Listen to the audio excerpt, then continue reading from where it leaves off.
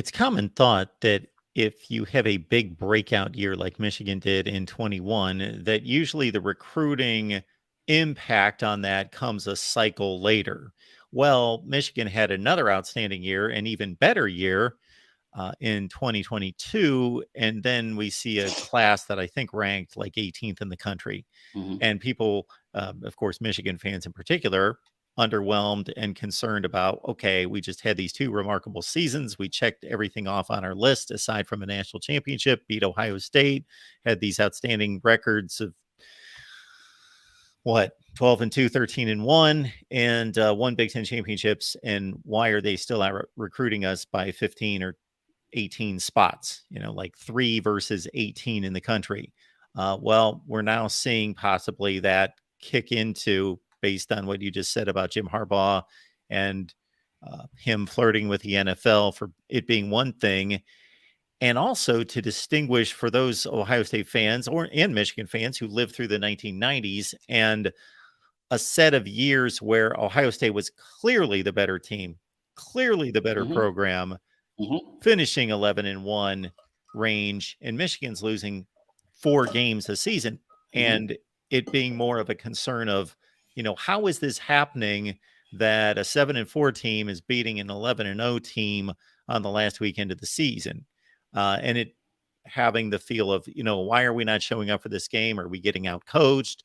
Does it mean more to them? And those being the kind of questions, because again, it's a top 25 team beating a top 3 or 4 team.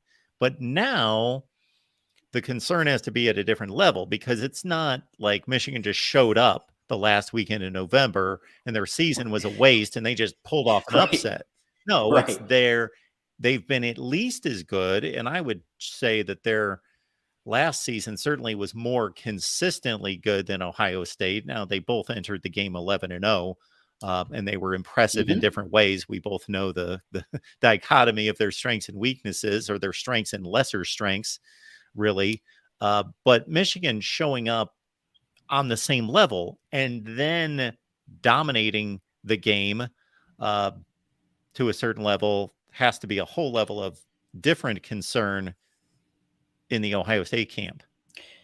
And I'm wondering, and you're obviously you've studied Ohio State and the program and everything else, and the Urban Meyer days, and you have to wonder what he would be doing right now in the same situation with the 2 losses. With obviously he never had a loss except for when he was in Florida. Which doesn't count for the Ohio State side, but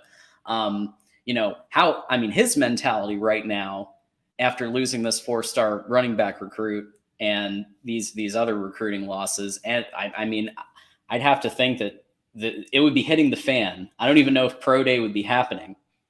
I literally don't know. Like, I think that it would be red alert, like drop everything and like we're going all in on beating the team up north in the game.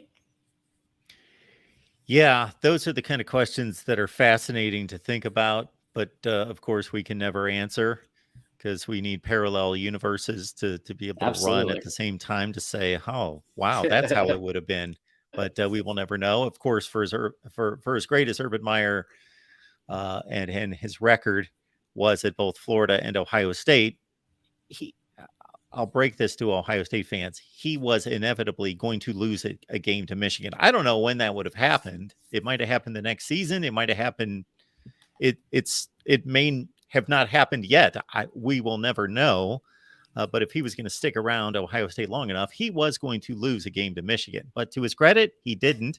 And he said, and he got out before that was a possibility. So, and there were a few. I mean, let's be real here.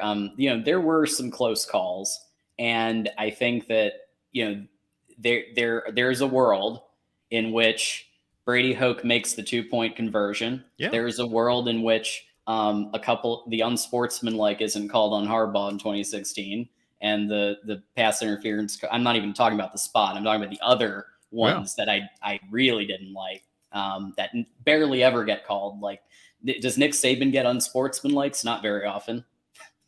Yeah, right? I don't agree when we go into kind of this fantasy land, and it's a good place to be, and it's legit of Yeah. saying, okay, what if, that we're in the sports talk business.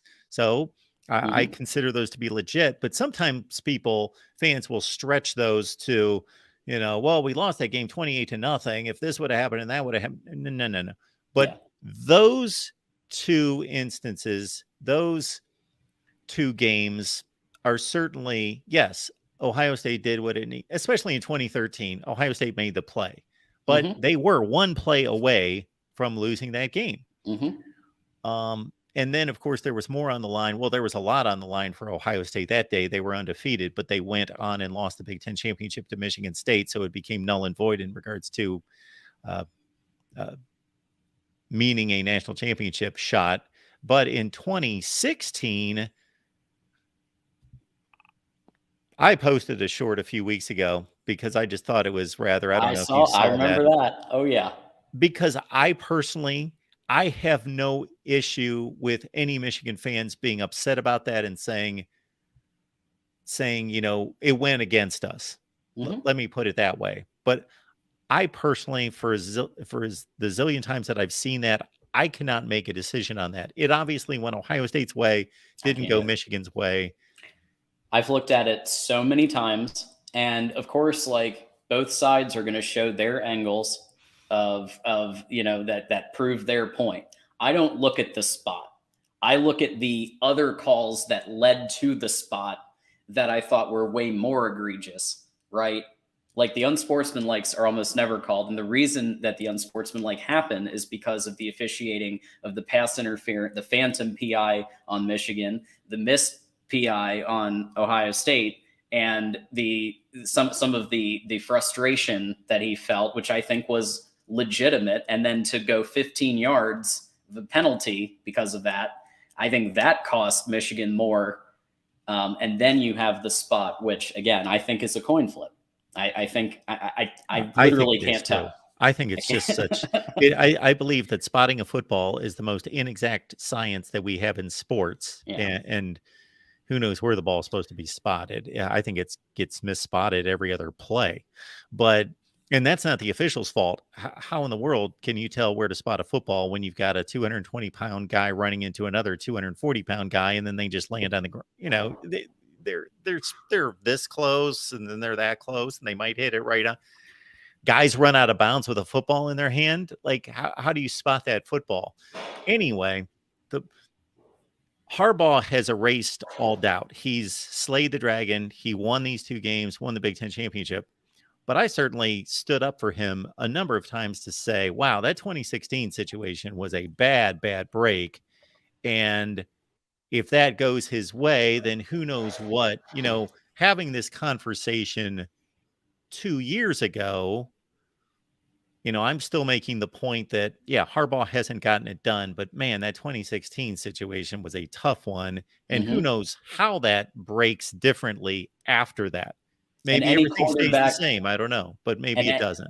and also any quarterback other than John O'Corn in the roster in 2017, you also have a case that game could have gone because I think that it was probably Pep Hamilton's best offensive game plan that he drew up at Michigan the whole time he was there. So I think that is another one where you put Spade in there, you put Brandon Peters in there. Could have been a different game, but again, coulda, shoulda, woulda. We're talking about now.